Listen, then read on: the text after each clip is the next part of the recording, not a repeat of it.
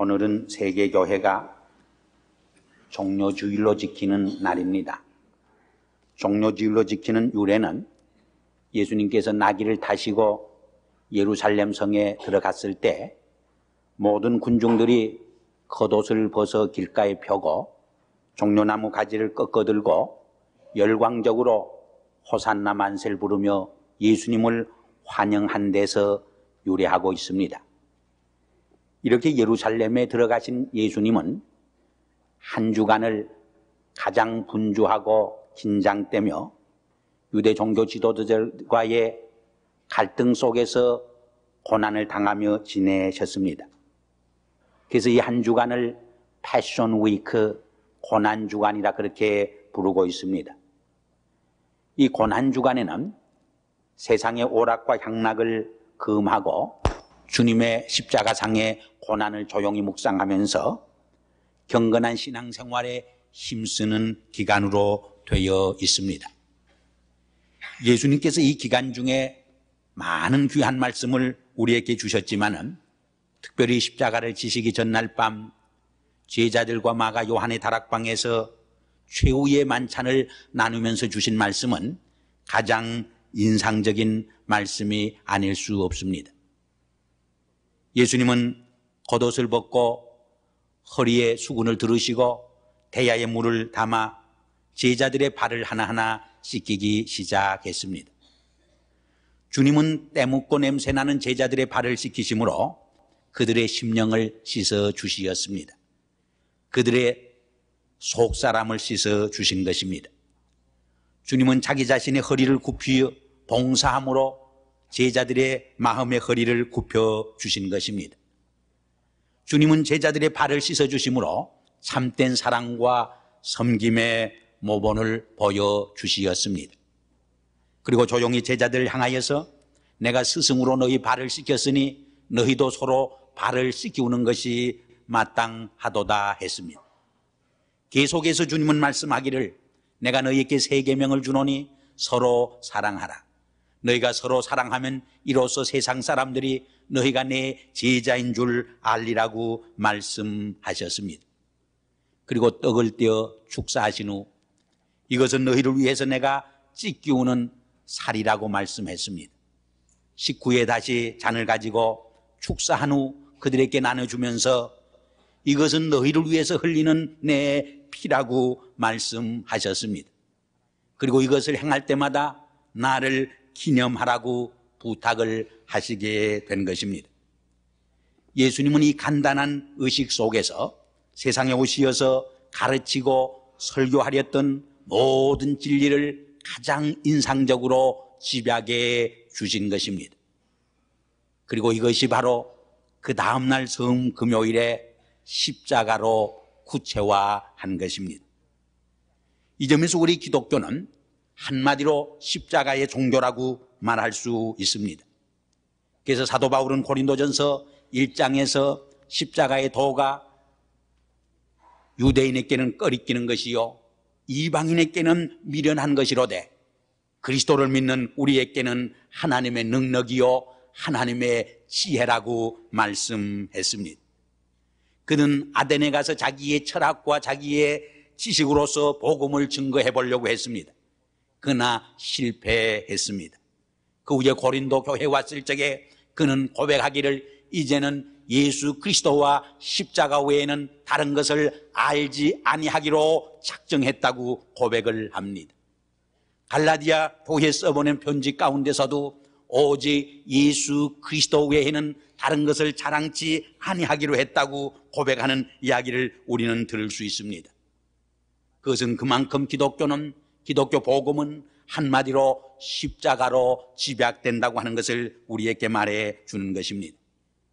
그럼 우리가 믿는 십자가의 도가 무엇인가? 십자가를 통해서 우리에게 주신 하나님의 교훈과 진리가 무엇인가? 잠깐 묵상해 보는 것이 도움이 될 줄 압니다. 십자가는 먼저 내가 당해야 할 고난과 죽음을 주님이 대신 당하시고 죽으신 것을 의미하는 것입니다. 그날 십자가에 달려서 주님은 인간이 당할 수 있는 최악의 조롱과 채찍과 비웃음과 침뱉음과 그리고 고난과 죽음을 당하셨습니다. 그날 그 자리에 바로 우리들이 있어야 했고 나 자신이 있어야 할 그 자리에 주님이 대신 계셨던 것입니다. 우리가 손가락에 가시가 찔리고 바늘이 하나 찔려도 얼마나 아프고 고통스럽습니까? 언젠가 문을 잘못 닫아서 손가락을 한번 치었는데도 얼마나 견디기 어려울 정도로 고통스러웠는지 지금 기억이 납니다. 근데 하물며 주님께서는 십자가상에서 온갖 모욕과 수치를 당하시고 손과 발에 큰 못자국으로 찍히시고 박히시며 그리고 허리는 창으로 찔림을 받아 붉은 선혈을 내시게 된 것입니다. 주님께서는 이 고통을 견딜 수 없어서 엘리 엘리 라마 사박다니 하나님이여 하나님이여 어찌하여 나를 버리시나이까 절규하셨던 것입니다. 왜냐하면 그 순간 하나님 아버지도 독생자 예수 그리스도를 버리시고 외면하셨기 때문입니다. 주님은 내가 목마르다고 온 인류의 고통을 홀로 짊어지시고 고통하고 괴로워하시고 울부짖었던 것입니다. 우리는 예수님의 고난과 죽음 밑에 나갈 때에 우리 인간의 적은 고통과 인간의 적은 슬픔은 다 사라지고 맙니다. 주님의 그 큰 고통과 말할 수 없는 순환이 우리의 모든 아픔과 고통을 삼켜버리게 됩니다. 우리가 주님의 십자가 밑에 나갈 적에 주님의 그 큰 고통이 우리를 치유해 주게 됩니다. 우리를 위로해 주는 것을 우리는 한없이 경험하게 되어지는 것입니다. 그래서 사도 바울은 그리스도의 고난이 우리에게 넘친 것 같이 우리 위로도 그리스도로 말미암아 넘치는도다 했습니다. 히브리서 기자도 2장 18절에서 그가 시험을 받아 고난을 당하셨은즉 시험 받는 자들을 능히 도우시느니라 말씀하고 있습니다. 헨리 누안이라고 하는 유명한 신학자가 있습니다. 제가 85년도에 하버드 대학교에서 장학금을 주어서 그곳에서 한 학기 공부할 수 있는 기회를 가졌댔는데 그분이 그때 예일 대학교에서 10년 동안 가르치다가 하버드 대학교에서 가르치고 있었습니다. 그분이 강의하는 영성훈련이라고 하는 과목에 들어가서 한 학기 공부를 한 적이 있습니다. 그분의 강의에는 한 500명의 학생들이 몰려들고 있는 모습을 봤습니다. 그는 영성훈련에 대한 강의를 하고 소그룹으로 6사람, 8사람을 짝을 지어서 주간에 어느 곳에서 모여서 성경 말씀을 공부하고 삶을 나누고 기도하고 찬양하게 합니다. 그리고 그 모임을 통해서 실제로 이 사회 속에서 일어나는 가난과 고통과 말할 수 없는 어려움에 동참할 수 있는 선교에 참여할 수 있도록 기도로 헌금으로 친히 몸으로 봉사하게 하는 클래스입니다. 그분이 쓴 책 중에 온디드 힐러라고 하는 유명한 책이 있습니다. 예수님은 바로 상처받은 치유자가 된다고 하는 것입니다. 주님은 십자가상에서 온 인류가 아니 내가 당해야 할 고난을 죽음을 대신 지시고 고통을 당하고 숨져갔습니다. 그러나 그 주님의 상처받은 몸이 주님의 그 상처받은 삶이 십자가 밑에 나오는 우리 모든 인간의 상처를 삼키고도 남음이 있다는 것입니다. 우리의 모든 고난을 다 치유하고도 남음이 있는 능력과 새 영역을 우리에게 부여해 준다고 하는 것입니다. 그는 계속 이렇게 말합니다. 하나님이 인간의 몸을 입고 역사 속에 들어오심으로 이제는 인간의 고통이 하나님의 고통이 되었다고 말합니다. 그러므로 이제는 우리 인간의 고통이 무의미한 무가치한 고통이 아니라 예수 그리스도 안에서 참으로 가치 있는 창조적 고통이 되었다고 우리에게 말하고 있습니다. 주님의 십자가를 지심은 바로 무의미한 가치 없는 인간의 고통으로 하여금 참으로 가치 있는 역사적 고통, 창조적인 고통을 창출해낼 수 있도록 하기 위해서 십자가상에서 나를 대신해서 온 인류를 대신해서 고통을 당하시고 죽음을 당하신 것입니다. 그러나 십자가의 의미는 그 이상입니다. 우리를 죄에서 속량하시고 영원한 새 생명을 주시기 위해서 주님이 대신 죽어주신, 말하자면 주님을 통해서 우리에게 보여준 하나님의 아가페적인 사랑과 은혜를 상징해 주는 것입니다. 세상에 죄처럼 비참한 것이 없습니다. 죄가 우리의 인격 속에, 우리의 삶 속에, 우리의 공동체 속에 들어올 적에 인격을 파괴시킵니다. 우리의 삶을 병들게 합니다. 우리의 삶을 비참하게 만들어 놓습니다. 우리의 삶을 죄의 노예가 되게 합니다. 주님은 이러한 죄의 잔인성을 너무나 잘 알고 계셨습니다. 죄의 결과가 얼마나 무섭다고 하는 것을 너무나 잘 알고 계셨습니다. 그리하여 이 죄의 사슬에서 우리를 자유케 하시고 해방시켜 하나님의 영원한 생명에 잇대어지게 하시기 위해서, 하나님의 영원한 생명에 동참케 하기 위해서, 하나님의 영원한 생명을 우리에게 부여해 주시기 위해서 신이 십자가상에서 온 인류의 죄를 대신 지고 돌아가시게 된 것입니다. 주님은 너희가 온 천하를 얻고도 생명을 잃으면 무슨 유익이 있으요? 우리의 생명은 온 천하를 주고도 바꿀 수 없는 가장 값진 생명인 것을 알고 계셨습니다. 그런데 사탄은 죄를 통해서 이 가장 고귀한 천하를 주고도 바꿀 수 없는 하나님의 형상대로 지음받은 인간의 생명을 파괴시키고 죽이고 멸망시키는 것을 보았을 적에 주님의 사랑이 그것을 용납할 수 없게 된 것입니다. 주님은 십자가상에서 6시간 동안의 고통을 당하신 후에 다 이루었다고 울부짖고 자기 영혼을 주님 앞에, 하나님 앞에 맡기시고 운명하시었습니다. 여기 다 이루었다고 하는 말, 할라어 원어는 대단히 의미 깊은 말입니다. 테테르 스타이라고 하는 말을 썼는데 그 말은 상업적인 용어입니다. 모든 값을 다 치루었다는 뜻입니다. 우리의 죄의 값을 모두 주님이 십자가상에서 치루었다고 하는 뜻입니다. 그래서 죄의 속박에서, 죄의 사슬에서, 죽음의 사슬에서 우리를 자유케 하시고 해방시켜 우리에게 영원한 새 생명을 부여하시게 된 것을 의미하는 것입니다. 그래서 예수님은 요한복음에서도 나는 생명의 떡이라고 말했습니다. 나는 생명의 음료라고 말씀했습니다. 그러므로 나를 먹고 마시는 자는 그 안에 영생을 가지게 되었고 내가 나중에 다시 살리리라 말씀하신 것입니다. 주님이 십자가 외에 고통을 당하시고 자기의 생명을 희생했습니까? 우리를 죄에서 속량하시고 우리에게 이 영원한 새 생명을 주시기 위해서 자신이 희생하고 죽게 되신 것입니다.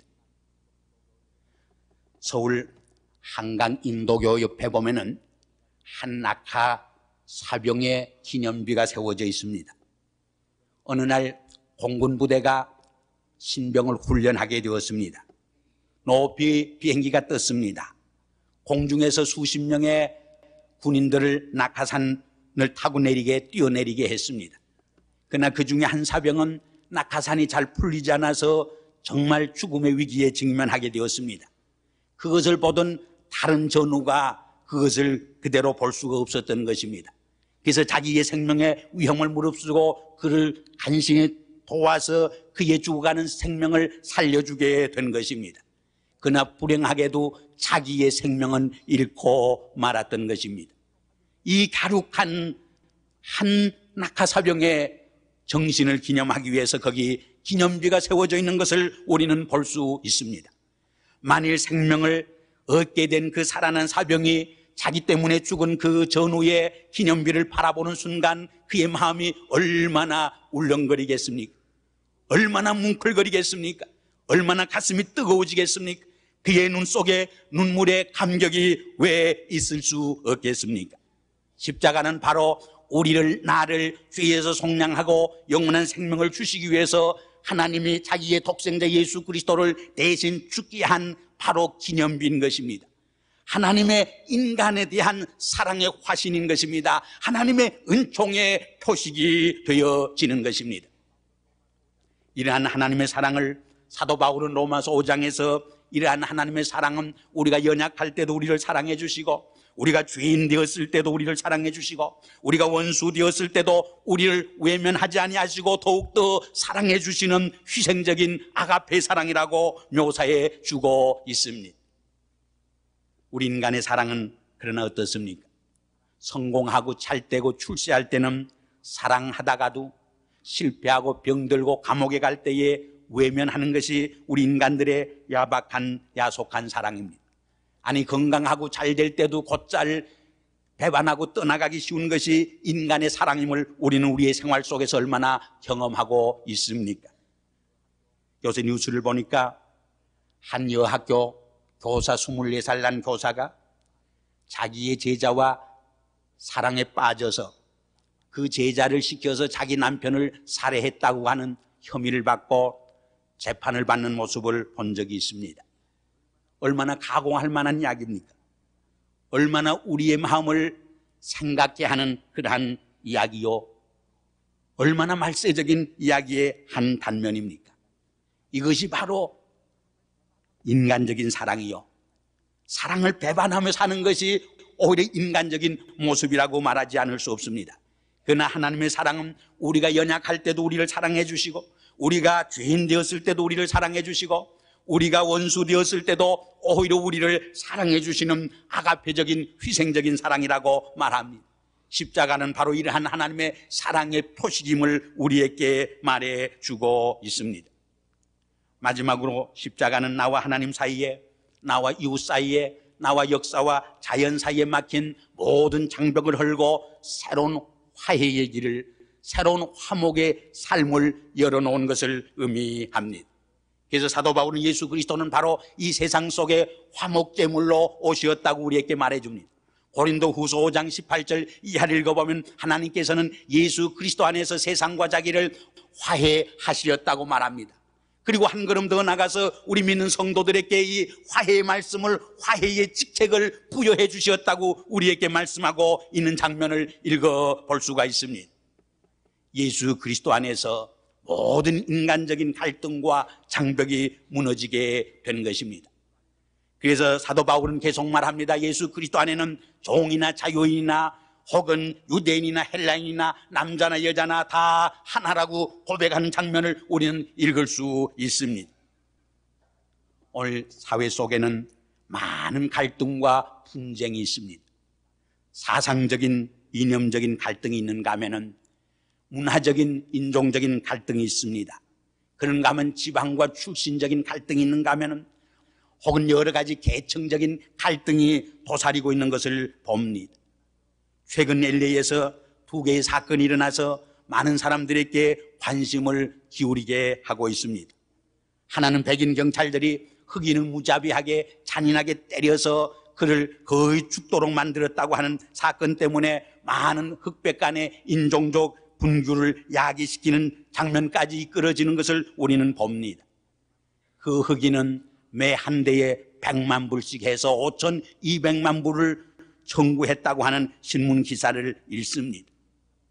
그런가 하면 최근에는 한인 상가에서 흑인 소녀가 살해됨으로써 한국 간의 긴장을 불러일으키는 모습을 우리는 볼 수 있습니다. 이러한 모든 역사 속에 일어나는, 사회 속에 일어나는 인간적인 갈등과 분쟁을 어떻게 근본적으로 우리가 해결할 수 있는 것입니까?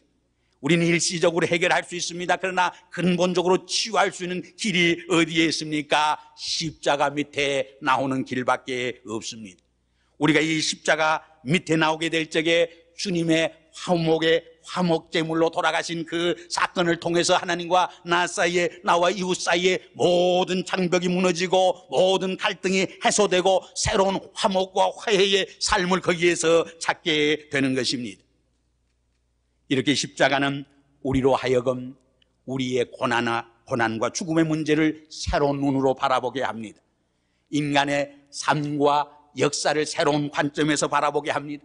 그리고 우리의 역사 속에, 사회 속에 있는 모든 갈등과 분쟁을 그리스도 안에서, 십자가 안에서 새로운 창조적인 삶으로 이끌어가는 화해의 삶을 우리에게 열어주게 됩니다. 그러므로 사도 바울은 이제는 십자가 외에는 모든 것을 자랑하지 않기로 했다고 고백을 합니다. 왜냐하면 십자가 안에서만, 십자가 밑에서만, 그리고 십자가를 통해서만 참된 하나님의 위로를 우리는 받을 수 있기 때문입니다. 하나님의 참된 기쁨과 즐거움을 누릴 수 있기 때문입니다. 하나님께서 주시는 참된 화해와 평안과 영생을 우리가 누릴 수 있기 때문인 것입니다. 오늘 성찬식에 참여할 적에 이러한 축복과 은혜가 우리에게 임하기를 주의 이름으로 기원합니다. 아버지 하나님, 이 시간 저희들은 주님이 나를 위해서 십자가상에서 살을 찢기시고 피를 흘리셔 우리를 죄에서 속량하시고 영원한 생명을 허락하시며 갈등이 많은 이 사회 속에서 화해의 삶을 허락하신 그 십자가를 바라보면서 주님의 떡과 잔을 들려고 합니다. 이 떡과 잔을 들 적에 주님을 깊이 생각하게 하시고 주님의 새 생명이 우리의 피 속에 흐르게 하시옵소서. 예수님의 이름으로 감사하며 기도하옵나이다. 아멘.